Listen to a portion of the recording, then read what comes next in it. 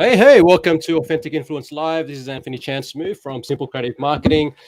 Today, we are talking about how to build a $1 million coaching funnel or a $1 million funnel as a coach or consultant. And there's no better person to really talk about this than my brother, Taki Moore, who is from $1millioncoach.com. Taki is the author of a book also named $1 Million Coach and creator of the world's #1 marketing system for coaches and consultants. All right. So he's also got one of the most highly engaged Facebook communities I've ever seen. So we may delve a bit into that and how he makes that tick. But without further ado, let's bring in Taki. Hello, Taki. Hey, look at this.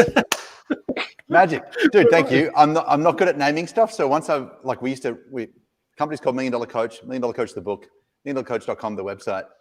A lot of $1 Million Coach going on around here. Just it's easy.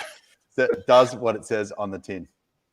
Absolutely, and I think at some point you're going to have to change that to $1 Billion Coach. I think we're a long way away. We're a long way away from that. It would be great. Awesome. Now, I just recently learned that you moved to Noosa. Is that correct? Is that where you are? It's where I am. It's sort of true. Okay. So we've got a house in Sydney, in Manly, and we just bought a house up here. So we're kind of floating between the two for a bit. We're on the Noosa River, I don't know how well you know Noosa, but I'm on the North Shore, on the wild side. And we're loving it. I've become a boat guy and yeah, and getting my 4-wheel drive bogged in, all of the fun stuff that you can do when you live in paradise. It's good. That's brilliant, man. A beautiful part of the neck of the woods. I've been there. My wife and I went there for a wedding a few years ago. And it's and I also know you're a good friend, and my good friend James Tramco is up there. Shramy's just moved up too. That's right. Yeah, so I'm like, is this like a bro thing happening? Like, what's going on, man? I don't know what happened. I think he was just getting a bit over the whole quarantine thing and kind of jumped ship. There you go. Well, fantastic. Now, you typically do a lot of business in Australia. You're coaching a lot of clients here. You also got a lot of clients in the US. So probably 70% of our clients are overseas right now. Yeah. It started here in Australia, but if you're good in Australia, you can be good anywhere. Now we're in a really good spot. We're lucky enough to have hundreds of clients all around the world, kind of all jamming together and help each other out and sharing their wins and their lessons and, celebrating when it's great and help each other out when it's not. It's good. Wicked. And what was the pandemic like for you? Because I know you pre-pandemic, there were a lot of let's do events in town and these sort of things. You were flying to the States every couple of months, whatever. And then shifting into a completely sort of virtual model, I guess. Can you tell us a bit about that experience and what did you learn throughout that process? Yeah. So personally, it was really hard because we love travel as a family. And community-wise, I haven't seen our clients face-to-face in a couple of years. We've actually got our first group of 30 clients coming here to the Noosa house in 10 days, next weekend. Nice. I'm pumped about that. Yeah, so stoked. Emotionally it was hard. Business-wise, it was amazing. We were sort of, I guess, really lucky. We had because we used to do, like you said, 3 conferences a year, and we'd basically double up. So we'd do the same conference in Australia and then the States, and then Australia and the States in like March, July, November. We did our March event 2 years ago in Melbourne, and 2 weeks later we were supposed to run it in LA. And Trump shut the border to Europe, and Tom Hanks got coronavirus, and Tom Hanks is the national treasure, so we didn't want to. It's like, oh man, Tom Hanks. I remember that. So we had to cancel the event, which basically gave us 4 days to pivot or whatever it was a cool word then. Now it's like super overused. The whole event to online, which meant 2 things. Number one, we had to get really good at how to do a workshop online. Training bit's easy, but a lot of the magic in the workshop, in person happens at lunches and dinners and when you're out paddleboarding together or doing yoga or out on a walk in the hallways and stuff. So we had 4 days to figure out how to do that. And obviously we needed all new content because the world was like in a tailspin. We're just really lucky, to be honest, because I think, a lot of what we pulled on some really smart friends, and a lot of what we put together and gave to our clients as like the navigational path through was bang on the money. Probably not all of it, but 95%. But we were just lucky that we did it early. And because we did it early, like right at the cusp. All of our clients, before the world started to go to shit, had a really clear plan to follow. And I think that, like, honestly, if our event had been 2 months later, we probably would have been hit a little bit harder, but we were just super lucky and we managed to get everyone through it kind of in flying colors. Business is like, it's grown like gangbusters in the last 2 years. We're like stoked. So what have you found have been, when I hear about virtual events, and obviously, I mean, you were doing it, but everyone and their dog was doing it at that time. And a lot of businesses failed with it because they couldn't work out how to actually keep people engaged when they're online. Because you could literally click off and out of there. When you're in a room, it's a bit different because people don't want to be rude, and you can interact in different ways, right? So what kind of insights? What do you reckon? What works well for keeping people engaged when they're online like that? Well, I think, like, this is going to sound kind of trite, but the truth is that a lot of people sit through boring in-person presentations, and if you had your choice between a boring in-person and a cool in-person, you choose the cool one. And what do the cool ones do? Well, they ask you questions, they get you like into breakout discussions. There's lots of breaks. So basically everything that worked in the real world, we put into our normal event. So we run, we went from doing a 2-day, 9 to 5, like 8-hour job to 3 half days. We found like a 4-hour, for us anyway, 4 hours is good. Yep. I could do 4 hours of anything. And it also meant that it was accessible to people from all parts of the world. We end up actually running it in the morning for Aussies and Americans and Kiwis, and in the evening for people in Asia, Europe, and the UK. But so we found like spreading it out over a couple of days, 3-hour sessions has been good for us. And then a mix of different styles of sessions. So there are there's some practical kind of hands-on workshop planning sessions. There's, maybe I'm just making stuff up, but let's say there's a guest speaker. We have sensei sessions where clients come up and each share a 10-minute talk, and then have 4 breakouts where you can choose which one you want to go to. Mastermind sessions with breakouts. So it just means being really clever and creative about the formats of the sessions, not just like varying what you talk about, but changing how you work on, even if the topic's the same, which sometimes it is, mostly it's not, but even if the topic's the same, how do we look at it through a different kind of experiential lens? And they've been super exciting and engaging. I think, I can't wait to get back to in-person, at least some of it, but I don't want to lose the lessons from the last 2 years, because it's been the fact that hundreds of people from the world can click a button and all be in the same room together is amazing. It blows my mind.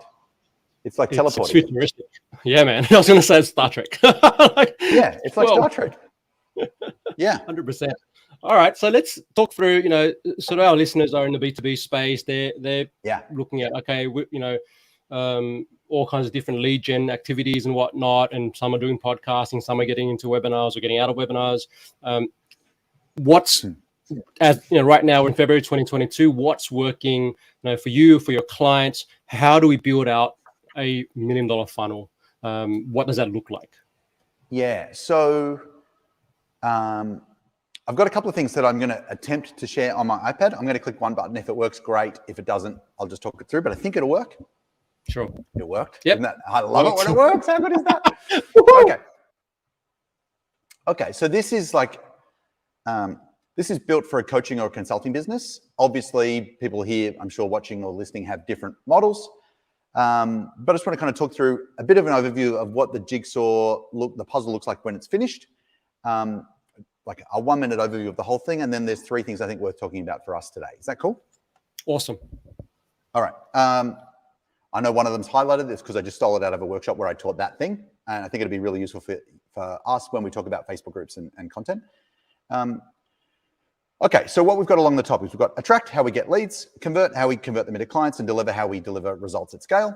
Some of these will be more relevant for, some watchers, listeners than others. So on the deliver side of things, this bit over here, our clients are either selling a hero program, like a short program with a specific outcome and a short time period, or a monthly recurring revenue kind of ongoing subscription type model, right?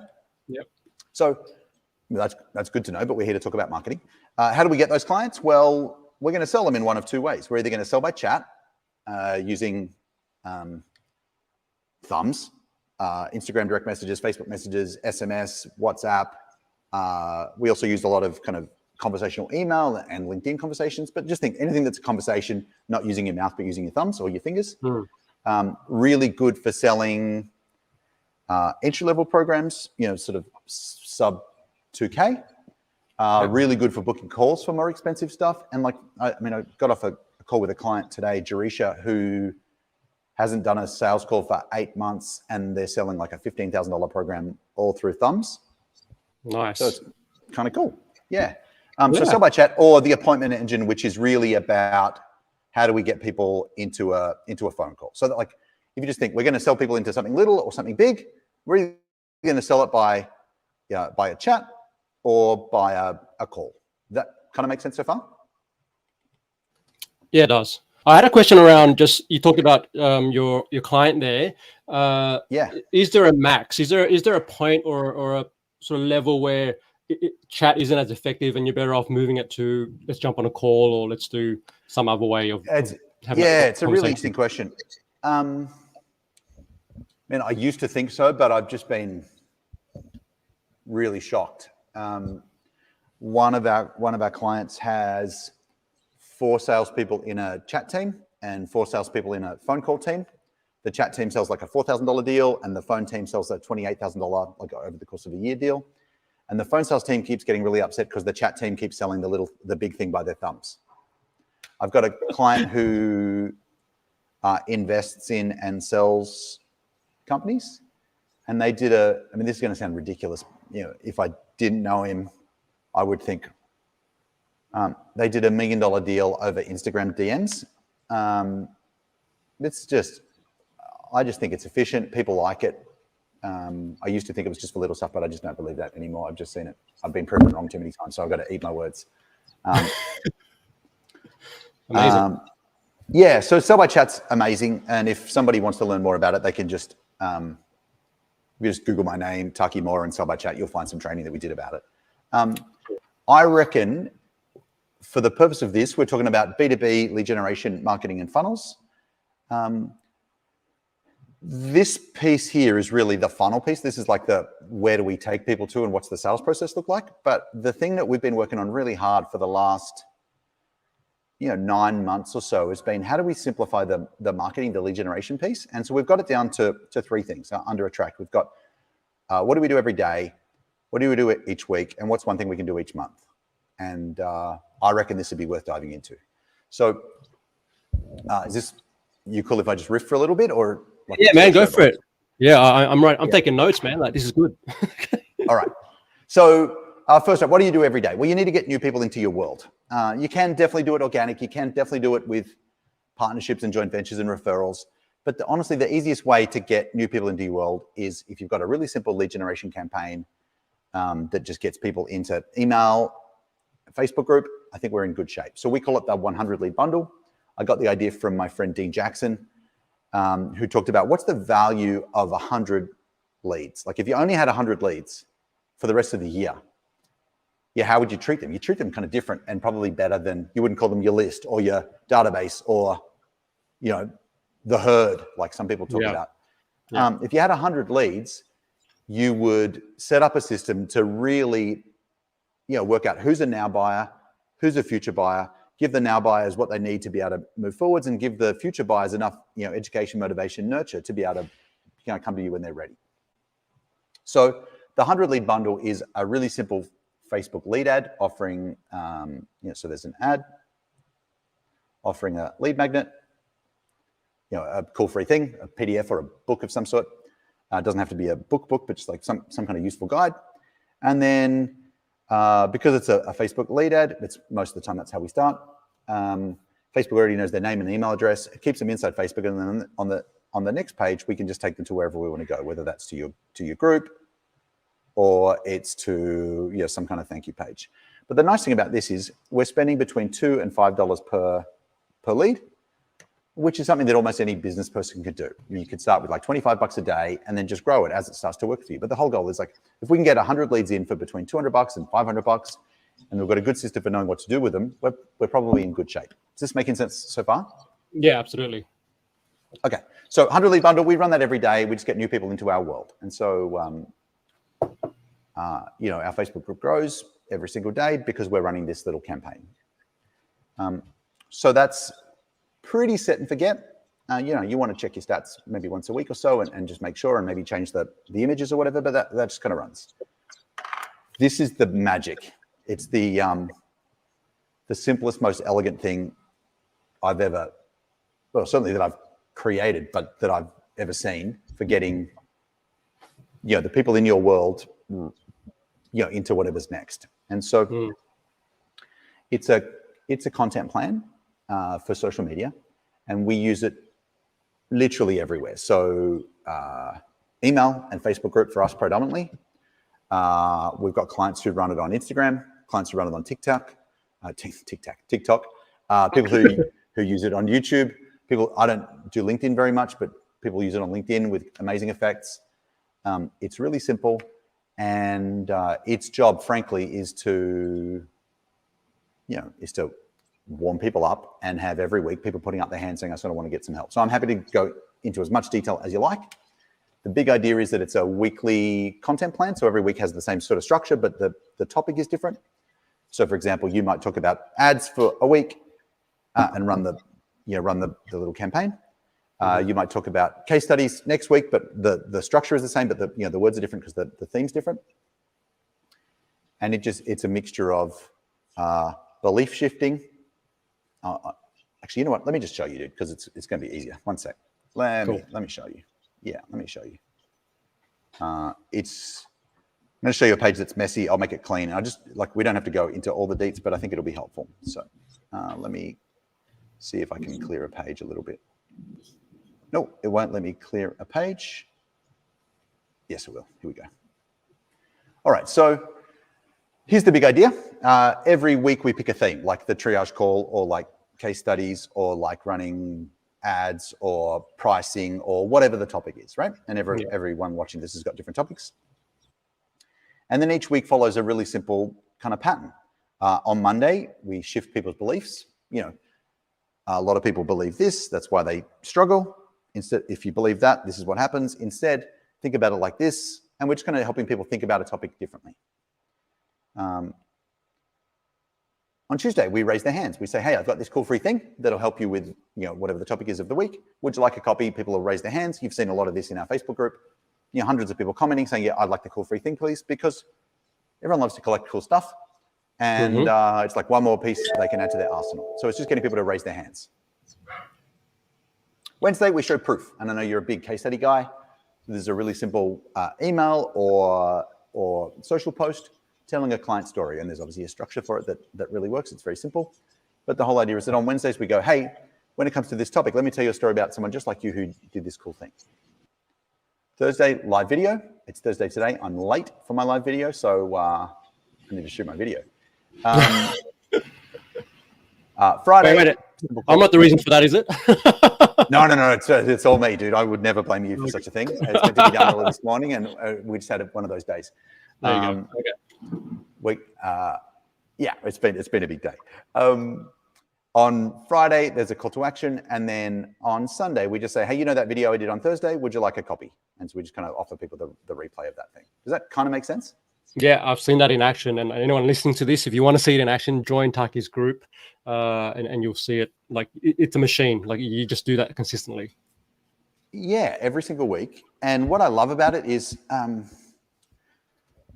year ago, like our marketing was really good and it was working really well, but I wasn't proud of it. And I wasn't proud of it because it felt like it took more than it didn't take more than it gave, but it didn't give as much as I wanted, I think is how I feel about it. So what I love about this is 4 days a week, like there's think about it like this, like a really useful kind of, hey, don't think about it like this, think about it like this. Then there's a giveaway, like a resource, a workbook, just like some of the stuff I give to my clients, we give away for free. On Wednesday, there's a story of someone who's done a good job, and you can learn lessons from that. And then on Thursday, there's a 15-minute training each week around the topic. So it just feels really good. It feels really generous. And because each week there are 3 or 4 opportunities for people to say, hey, I'd like to get the cool free thing, or I want to watch your video, or tell me how that works, then people are just raising their hands and conversions happen in conversations. Magical. I'm a little bit stoked about it, to be honest. It's yeah. One of our clients, Martha, just joined Black Belt. She implemented it this week. She's got 900 hand raises on her first Tuesday post, and she's like, "Oh my goodness, I'm madly in love with this thing, and also I need help. There's too many leads." What a problem to have, Martha. It's a good problem. It's a good problem to have. Exactly right. She's a good person. Hey, so I think the last piece of this process is just if we do that each week, then once a month, I think there's an opportunity for a $1 million workshop or a hands-on workshop that gives a ton of value and lets the people who are kind of ready right now. It's like, if you've got an apple orchard, I'm clearly not a farmer because this isn't how it actually works, but if there's an apple orchard, you can just bump a tree and see which fruit is ripe and look after them. So once a month, I think the idea of running a workshop around your topic that's generous, that gets people started in a direction and shows people kind of if they want to collaborate and do more stuff together, how to do that. I think that's the third piece. So every day, 100 lead bundle, every week, the weekly client machine, and every month, a workshop. Oh, Anthony, your line is muted. I can't hear you. I don't know if it's just me. Yeah. Oh, Yep, just me. Better. Yeah. So what I was coming to my mind was, people watching this or listening to this and they're going, "Oh man, like how far in advance do I need to plan this?" And really, if it's a great question. Yeah. Well, how do you take it? Maybe they're going through overwhelm and they're going, "Taki, where do I start with this?" Yeah. So I mean, obviously that's a lot, and you're seeing a pretty mature system, and we're on like version 7 of it. We break stuff all the time. First time we did it, we had so many comments that then my chat team was starting to message people, and then Facebook was like, "No, you're starting too many conversations with people who you haven't talked to before. That seems a bit suspicious," and they'd shut us down or they'd block us from commenting. So now we're on like version 7. It's very kind of scalable. When we work on it with clients, what we do is if we go back to that this page that I had before here, what we like to do is we plan out. We pick 4 topics for the 4 weeks of the next month. We pick we bullet out the ideas for each one of these things. It usually takes us about 45 minutes, maybe an hour. Yeah, so we pick the 4 topics, that's step 1. Then we bullet them out, that's probably 15 or 20 minutes. And then we actually write the first week together. Mm. So the Shift Beliefs post has a structure. The hand raiser is really simple. The case study email has a structure. And so it takes us, it'll take, I'm good at it because I've done it for a while now. It might take you an hour or 2 to plan out the first few weeks, but don't worry you don't have to be months ahead. Our goal internally for us is to be 2 to 3 months ahead. And that's just because there's other people doing some of the writing and stuff. But a lot of our clients are like a week ahead. The good ones are like 2 weeks ahead. And there's like a couple of people, I'm sure, who are further ahead than that. But most people aren't as far ahead as everyone else thinks they are.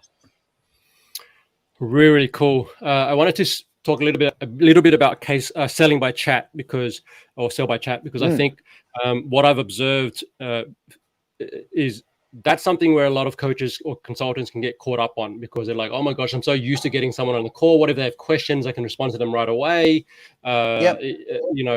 And now to shift, I think there's a bit of a mindset shift here required to go into, okay, we're going to do the messaging here. So what makes that the first thing to say is you don't have to. It's completely okay to be on the phone. Right. It's totally fine. The only tricky parts about being on the phone is if the thing isn't super expensive, it's often more efficient to do it by chat. If you're like some of our clients are single parents with kids at home, and this is something you can just pick up whenever you don't have to have 5 hours on an uninterrupted time to do sales calls. And some people just hate sales calls. So I don't want anyone to feel like you have to. We've got options. We can sell it on a chat or we can sell it on a call, and I'm cool with whatever you choose. Does that make sense? It doesn't matter. It just whatever makes you happy. That's what you should do. Yeah. Go with what works for you. What are the keys to selling by chat? Because I've seen, I get messages from you. You're using a chat bot or a messenger chat system. Yeah. And I've also had messages coming from your team members and they kind of take me through a process. So what can you talk through? Yeah, just how you were able to shift from being Taki doing all the messaging to then having team members doing the messaging. Yeah. So this is one of those, like when you're getting started, you should totally just do it as yourself. And then things break at scale, don't they? That's the problem. So I was messaging. I had my my best friend's daughter, Ainsley, to take over for me because it was just getting a lot. It was like hundreds of messages a day. And then we started with a Facebook page, a page called Taki Moore, and chatting with that because we thought that people would feel more comfortable talking to a page that had a person's name and a person's face rather than $1 million coach sent you a message, which is kind of weird. And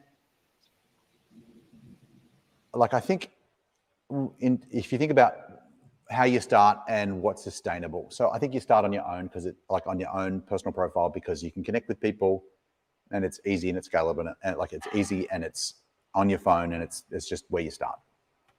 I've got lots of clients who still do that. I had a couple of clients who felt two things. Some people felt a bit uncomfortable about having somebody else like chatting as them, like their representative, or I think they felt like it was pretending to be them.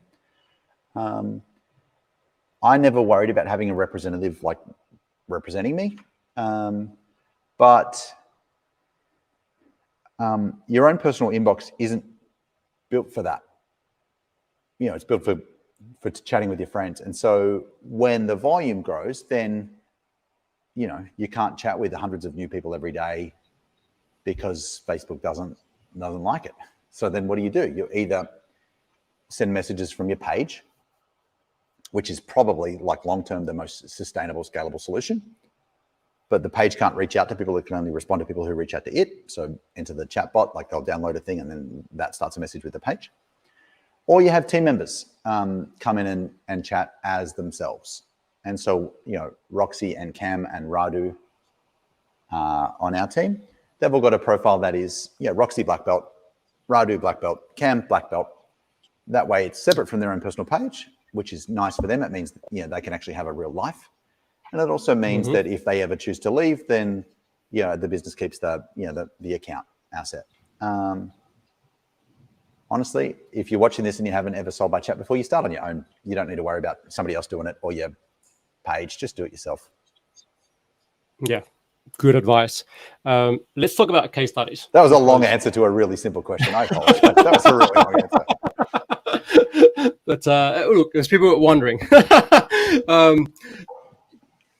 You've even showed it in your content strategy. Wednesdays, let's talk about case studies. Let's share them. Why do you feel case studies need to be an integral part of your marketing? Because you're obviously advocating for them and you're using them like crazy. Yeah, I'm a big fan. I think, because nobody believes testimonials is a big part of it. A testimonial is, my client Bob made $1 million. I'm like, okay, well, I don't even know if Bob's a real person. So they're not believable. And the thing I love about case studies is they're actually useful. They are like a content-testimonial. And so if it's useful, then I'll read it. And if it's marketing, I just won't. So what I like about it is a chance to do two things at the same time. It's a chance to teach and a chance to sell in a kind of really kind of interwoven sort of a way.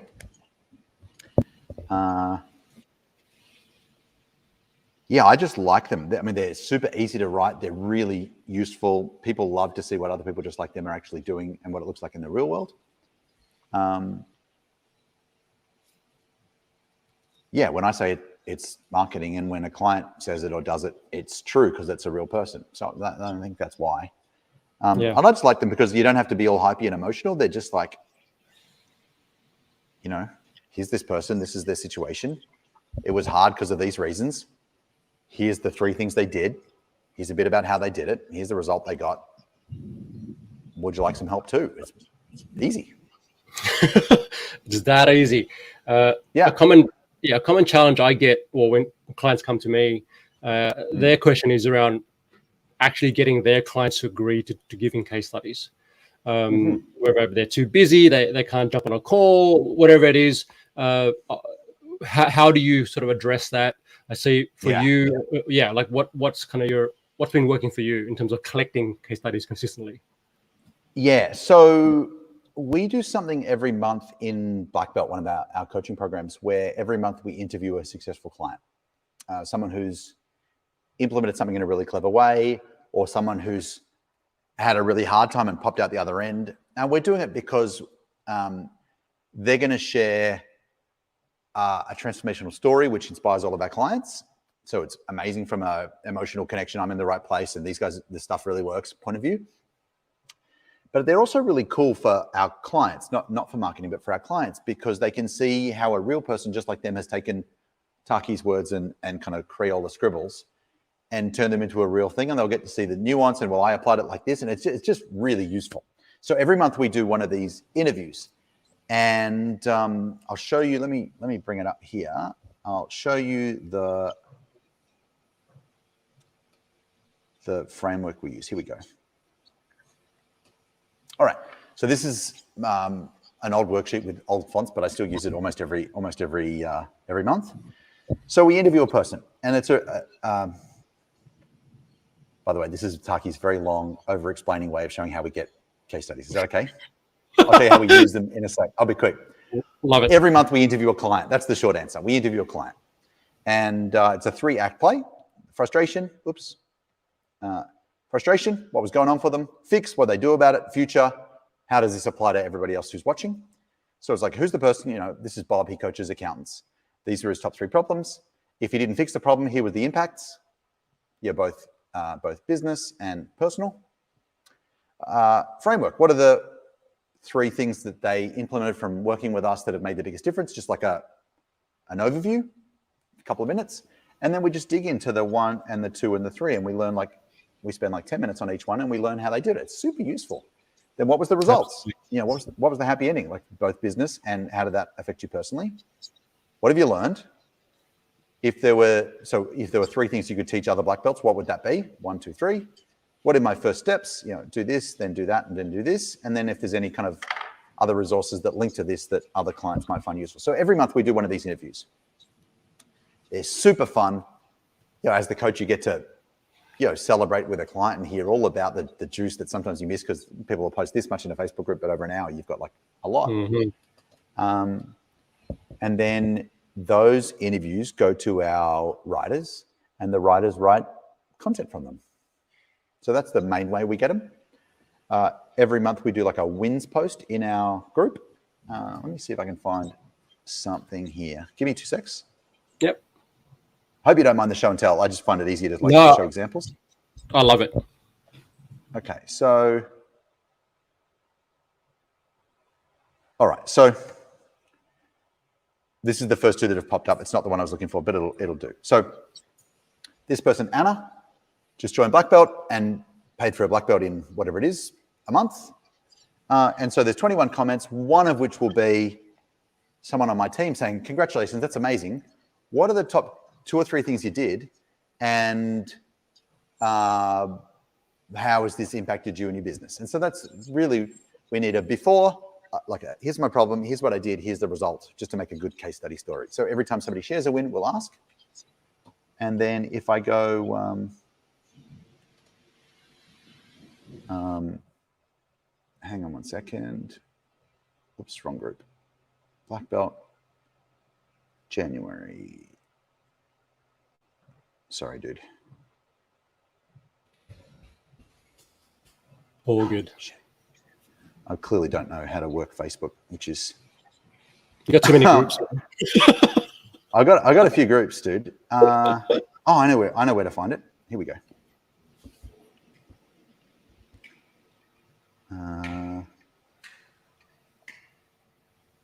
Wins for January. There's 2 posts. That one's only got a couple. Oh shit, I can't even find it. Anyway, every month we say, what are your wins from last month? People will share a whole bunch of wins. And then we just jump in and say, hey, that's amazing. Obviously we're high-fiving every client and making sure they feel very celebrated. And then finding out, so what'd you do? What'd you learn? What problem did it solve for you? And that's kind of case study fodder as well. Yeah. My son is asking me to open a tin. Give me 1 second. What is it? A drink? It's actually not. So Ethan has trouble drinking regular water. Have you ever drunk something and it goes down the wrong hole and you like cough and splutter? That's Ethan walking past in the background. So this thing thickens. This thing thickens water. Okay. Yeah. There you go, dude. And so it just makes it a bit more viscous, a bit thicker, and then he can drink it, no dramas. Oh, cool. Yeah. Now, how do you use them, right? So you're showing us how you collect them. That's awesome. And then where are you using them? Yeah. So the first place that we use them is in our weekly Client Machine Wednesday posts. So what I might do is just show you like the template for it, and then I can show you an example or two, and you'll see kind of what it looks like in action. If it's useful. 1 second. Recent. Here we go. Wednesday. Hey, my iPad just stopped sharing itself, and now it's just sharing the Apple TV. 1 second. There we go. There we go. Okay. So this is like the script or the outline or the template, I guess, for a Wednesday win. I like everything to be like systemized and templated, like a little framework, so people can just pour in the names and the content, and it comes out pretty good. Yep. So let me just, this isn't even mine. This is a client's one because we were working on it together. Here we go. Let's just clear it up. There we are. Okay. So 6 parts to a simple case study email. And this is pretty light. You'll find it's not super deep kind of content-wise. So the subject line of the email is the result. So if somebody signed, $50,000 worth of business using case studies, that's your subject line. It's like, what's the big outcome? And then the email, let's just pretend it's an email. We use the same on all the socials, but the email starts with, hey, I just got a message from a client, or I was just chatting with a client, or I just saw this in the Facebook group, or just wanted to share it. So it's like, how did this even come up? Name of client who signed 7 coaching clients in 4 minutes. Okay, well, that's cool. Then we go to problem. So there's part 3. So far we've got a subject line and a lead sentence, and now when we first met, he was stressed because problem. Yeah? Yep. What did he do? Now, I kind of like it when the things that they did have cool, sexy, proprietary names that people feel like they can only get from us. So he used the instant appointment system video. What's the instant appointment system? Oh, I don't know, but I want one. Taki's got one. I might lean into that, right? He had them schedule calls with the appointment engine and triage them. So it's basically, what do they do in 3 steps? Now, this isn't a super juicy case study. It's just enough to get somebody's attention. Obviously, you can flesh them out with a ton more detail, which we sometimes do from our monthly client hot seats. But this is quick and easy. What's the result? Signed 7 clients with a social post and a 3-minute video. Total cash collected $60,000. Okay, cool. And then it just signs up, hey, if you'd like some help with this, hit reply with the word brainstorm and let's see if we can make a plan for you. And that's it. It's easy. You could write one of these in 3 minutes. Fantastic. Yeah, I could see how you'd use that in an email. Like you can drop that in social. 100%. You can do it as each box is an Instagram story. Let me just get an actual example, and you'll should be able to see one. 1 second. Here we go. So these are some sent ones, right? Let's just go Phil because he's first. £41,000 to $1 million a month. Just talk to Phil, who's hit $1 million a month. So just to be super clear, we're just following the exact same formula that we just mapped out. So next box 3, was the problem. When we met 3 years ago, he was doing £41,000 a month, frustrated because his marketing wasn't pulling. He could only work with 20 clients at a time. By the way, if you work with clients, when they come in on their intake form, collect some details about how it was before, because we all forget how bad it was when we started. And then 3 years later, you can go, hey, Phil, remember this page? And you hold it up and he's like, oh my goodness, this is amazing. So he installed the appointment engine, had people booking into his calendar every day, used his authority marketing engines, made him the #1 guy in his space, which is amazing. And he signs clients every quarter with $1 million workshop. He now runs the biggest mastermind in his niche, has all the free time in the world. Literally the dude's working at 2 days a month. It's depressing. And banks $1 million a month. Yeah. If you'd like some help growing your coaching business, click here to fill in the survey and let's brainstorm your plan. Or if you'd like some help growing your coaching business, just hit reply, put the word brainstorm in the subject line, and let's see if we can make a plan for you. Cool? Fantastic. I mean, I love it because it's so easy. So it makes it, it's like a no-brainer for someone to do it. And then, because some people get really caught on, it has to be the perfect copy and it's got to have all these different things. And, just with a simple framework like that, you've kind of sort of dispelled that and gone, hey, just like put in these, bullet points and keep it simple. And then you've got that nice call to action at the bottom, or the raising hand moment. Super soft. If you want some help, hit reply. Yeah. So you mentioned our mate James Franco at the start of this conversation. He and I had a podcast together called Sales Marketing Profit. We haven't done it for a few years, but every week we would share a case study. So every odd episode, 1, 3, 5, 7, 9, he was asking me about one of my clients and I was telling their story. Every even, 2, 4, 6, 8, 10, I was asking him about his clients. And literally, and nobody's going to bother doing this, but if you did go back and listen to any of the episodes, you would just find that they were this, because I would literally talk to my client for 10 minutes before the live interview for my clients, scribble down notes, come on to Sales and Marketing Profit, a few weeks later or a couple of months later or whenever it was, look through my notes and go, that'd be good. And I just tell their story in exactly that order.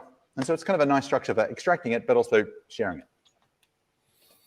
100%. And what I really like is just how you've really made it a routine. Like you've made it, you've made the celebration of success. Yeah, you've made celebrating success a part of the black belt. You've made it a part of just the client journey. They come through and you go, hey, this is what we do. This is just our culture. We like to celebrate when our people win. And then we want to interview We've actually done more than that. We've made it a rule that every win must be celebrated. It's like a rule. It's part of the agreement they sign. We look them in the eye in a group onboarding call and we say, this is the rule. There's 5 things I need from you. One of them is this.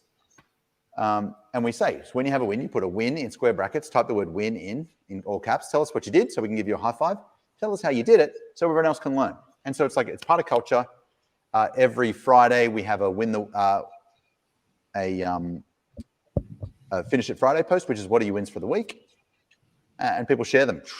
And so every week there's, I don't care if they're huge. Like if somebody makes $1 million, that's amazing. But when somebody signs their first client, that's just as amazing. That's huge. Yeah. Where did this come from? Like, where did you just have these different elements to how you've structured, your world. Where did you first kind of experience? The dumbest place. Can I tell you honestly where it happened? Man. So I never used to have any of these frameworks. And then I decided to run our first ever workshop. I was like, okay, well, if we're going to run a workshop for our clients, we need a workbook. Okay. If we need a workbook, we need worksheets. And worksheets are all about boxes. Right? So all I do is I just get a pen and paper and I'll see if I got a blank page. I don't. Hang on. 1 second. Oh, it doesn't really matter. I just get a blank sheet of paper and I'd mind map out what does a good case study look like? Well, I need to know a bit about them. So I just do that as an arm, and then then we need to know what their problem was and how they felt about it. So it really marinates in the badness, because that'll make people believe the transformation even more. And then let's find out what they did. And so I just make a brain dump list of all of the pieces, and then I just shuffle them into the right order, and then work out, is that 4 steps? Well, that's a quadrant model in a workbook. Is it 6? Well, that's probably a line here and 2 lines here, and that's 6. Or is it 9? Well, that's a 3x3. And so eventually you just realize there's only half a dozen different page layouts. But it all, we're great at it now, but it all started with, got to run a workshop, need a workbook, need worksheets. I'm going to need some boxes. And that's how it all happened. Love the honesty, mate. That's where it's at. All right, we're going to wrap up. I appreciate just how much you've shared today. It's been epic. I'm curious about so come question. By the way, I know that you're launching sorry, dude. I don't know everything that kind of goes on in your business behind this show, but I know that case studies are a part of it. And 100%. I'm a massive fan of case studies and a big fan of yours. And so if you've got a thing to sell that helps people with case studies, they should probably do it. That's what I'm saying. 1,000,000%. Yep. And we'll definitely have something all about case studies coming There'll to be a you. link. Yes, there will be somewhere. a link. Yeah. Yes. Amazing. I'm writing a There'll be a book link. about it. We're going to talk. We're going to have Taki in there is that somewhere. right? Yeah, man. This interview will actually be part of love that book. So I'll let you know when it's all coming down. Yeah, that's right. Yeah. Now, talking about Amazing. books, is there any sort of, you talked about, I think you mentioned Dan Kennedy earlier. He's been one of your mentors, and you know, he has a ton of great stuff out there. Are there any books or podcasts or resources that you think is an essential piece for any marketer listening to this right now?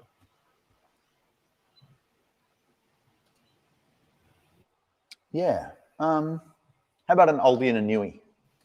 Yeah. Oldie first. This is the book that got me started. It's an amazing book around marketing. It's by a guy called Jay Abraham. It's like an old school, amazing marketer. It's called Getting Everything You Can Out of All You've Got. It's just a really good foundation for about 21 different strategies to like outthink and outmaneuver competition. It's amazing. It's a lot of my thinking today comes from that book. So that'd be the oldie, and it's amazing. You should totally read it. The second book is from a friend of mine, and it's much more recent. It's called $100 Million Offers by a mate of mine called Alex Hormozy. And it's just the best book on creating a great offer. It's super, super good. Kind of an offer that sells itself. So there'd be two. If you're a coach, my book, $1 Million Coach, will help you a ton. If you're not a coach, it's going to be useless. Just skip it. Well, I recommend it anyway. If you want to, yeah, definitely 100%. $1millioncoach.com. You can go check out Taki's work and connect with him on there, and also the book's on Amazon and all your favorite places. So I've definitely read it. I'm learning from Taki and how you actually did the book. You can buy it off Amazon, or you could actually download it straight off that page for free. There you go. Easy. Yeah, but I just remember just how you did it, because you don't like to write. You didn't want to write a book. So the way you did it was very smart, right? Do you want to tell people how you did that? Yeah, totally. So I didn't want to write a book. I wanted to have a book. And so I was like, oh, dude, I've thought about it for a bit and then just put it off. And then one of my clients, Rob Cosberg, kind of ghost writes books for people. And he's like I helped him.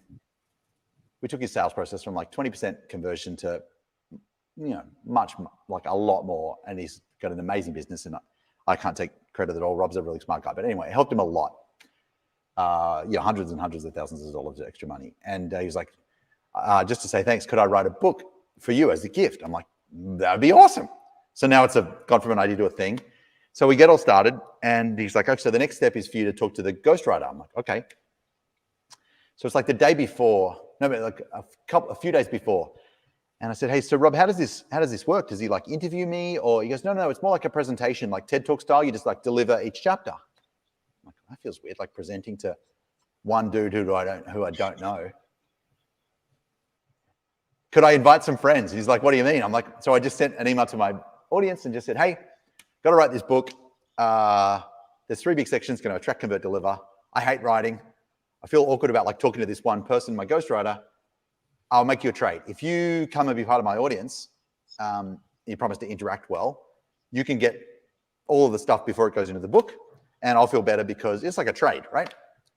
And anyway, so that's what we did. We did 3 webinars, 1 on attract, 1 on convert, 1 on deliver, recorded the whole thing and sent the recordings and the slides. And I've got like a thing called a book builder. It's another framework for how to outline a book. And so that got turned into a book, and it's a great book, but I didn't write a single word. I just said all the words. You literally spoke it into existence. That's gold, man. Well, somebody else, I didn't manifest it. Like there was months of hard work after the words came out of my mouth. I wasn't like in the lotus position or whatever. All good. And again, $1millioncoach.com, everyone. Go and check that out. Grab the book. And then if you are definitely want to join the coach, the group, it's the Business Coach Dojo on Facebook. That's would you say that's the best place to go, Taki? Yeah. If you want to get a copy of the book, takisbook.com. Oh, there you go. You got all the domains, mate. All the domains. There's some funny domains as well. We won't talk about them right now, not while we're recording, or else my Zoom will blow up with people popping in to check it out. Taki's book or Taki's group will get you to the group and the book. I think it'll be fine.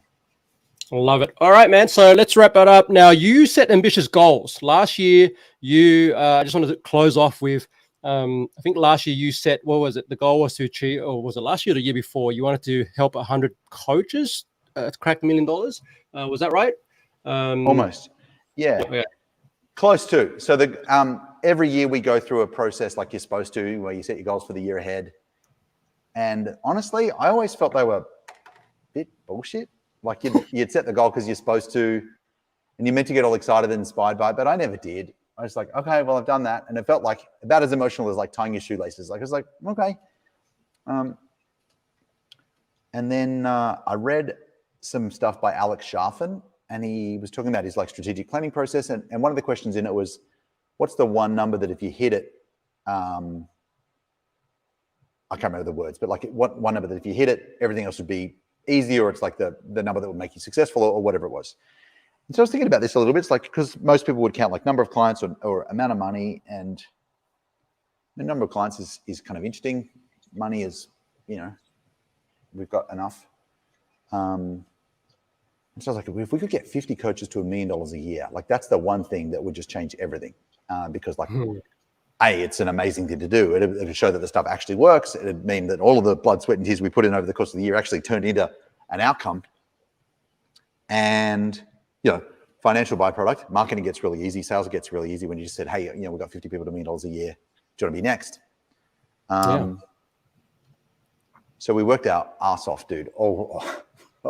Like the whole team just like frothing about this. So we just like triple committed. We were so excited about it. We worked our butts off. And at the November event, like a month ago, we're at like, I'm going to butcher the numbers, but let's call it like 32 people or something, which is great, but it's nowhere near. Anyway, so we're coming into the last week of December. The last week of our work week was like the 15th or something. And we're like 42.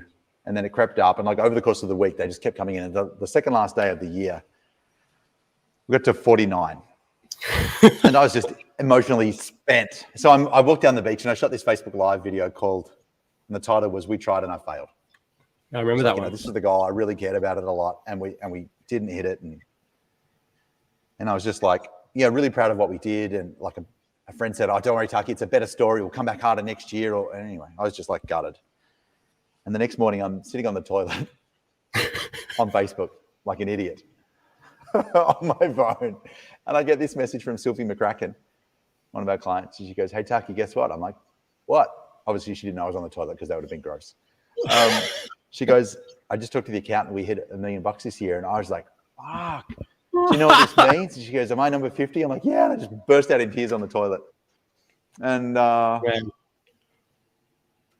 I think like impact goals sometimes can be more useful than income goals. Although they're both super valid. It's whatever floats your boat, But that really lights us up. Dude, I got goosebumps just hearing that story because it's just it comes back to why you're doing what you're doing. Yeah, me too, dude. Yeah, dude. Like selling stuff is easy. Helping people is really juicy. Like we talk about money meaning freedom as like the sweets, is the trifecta. If it's money and freedom, it's cool, but like you haven't contributed anything. And I think if you can do all three, you're just doing a pretty tremendous job. Beautiful. All right, final question for you. What's one thing that you do for your mental health? What's one thing that you do for your mental health?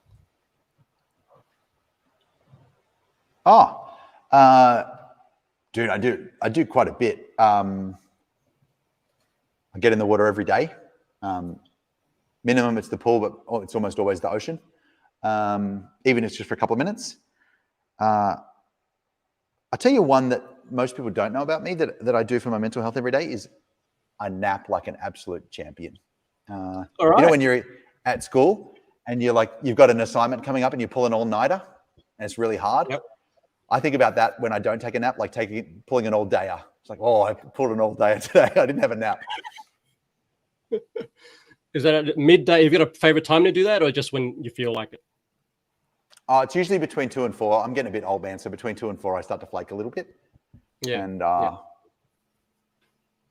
almost had a nap before we got on today, but we went to the pet shop and got some supplies for the 2 new puppies that arrive on Sunday. And you know, it's either I can have a nap or I can be a good dad. So we got the puppy stuff, didn't we? Yeah, I think you can have puppies knocking on your lap when you're trying to have naps now. But that's exciting, dude. Like, that's cool. Probably. What breed? It's really cool. 2 border collies, 2 brown border collies, a boy and a girl, brother and sister, called Lenny and Leroy. Lenny and Leroy. Fantastic. Kids named them. Lenny and Leroy. They're cute puppies. Leroy. They come home. What's today? Thursday. So they come home in 3 more sleeps. Kids are all very excited. Oh my gosh, I imagine. I remember getting my first 3 puppies, man. I was just in the garage the whole time. I wouldn't leave them. Man, it's so cool. It's so cool. All right. Dude, hey, everyone. This has been really fun. Dude, lovely to hang out. Yep, $1 Million Coach. Check it out, and we'll do all the show notes and the links and everything else. Taki, thanks so much, my man, and wishing you the best of 2022, and we'll be chatting real soon. Cheers, brother. Yeah, dude, as soon as this case study service is up, you need to hit me up. Done. Okay, see you, everyone.